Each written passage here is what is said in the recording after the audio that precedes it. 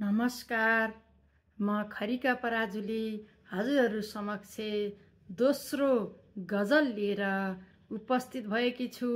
गजलको शीर्षक छ बाल्यकालको जिम्मेवारी र सङ्घर्ष, जीवनको प्रेरणादायी पल।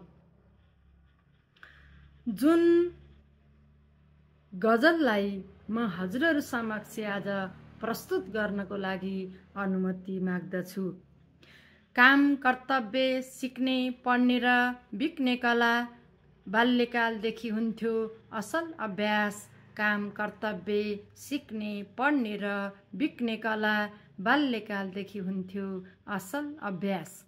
सङ्घर्ष गर्नु पर्थ्यो पहिला थालमा भात, गोठमा घाँस अनि मात्र हातमा किताब। सङ्घर्ष गर्नु पर्थ्यो पहिला थालमा भात, गोठमा घाँस अनि मात्र हातमा किताब। जन्मघर पञ्चासेको फेदी, चिसो पानी अजुलीले खान सिकियो। जन्मघर पञ्चासेको फेदी, चिसो पानी अजुलीले खान सिकियो। आमा बाबाको सङ्घर्ष र दिदीको माया, प्रगतिको बाटोमा हिँड्न सिकियो। चुनिँदै गएका मेरा सपना, ज्योति बनी उज्यालो ल्याउन सिकियो।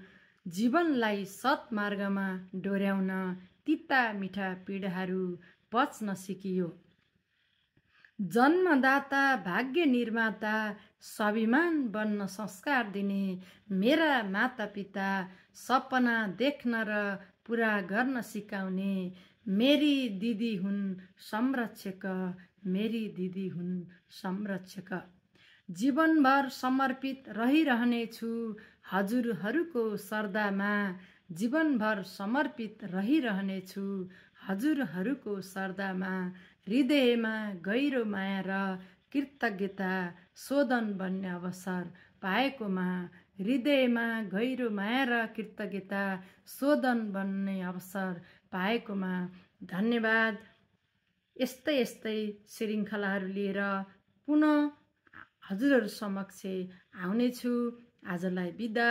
डाक्टर खरिका देवी पराजुली, अध्यक्ष, centre for innovation, research, development and training र गोल्डन नेचर बोर्डिङ स्कुल। धन्यवाद।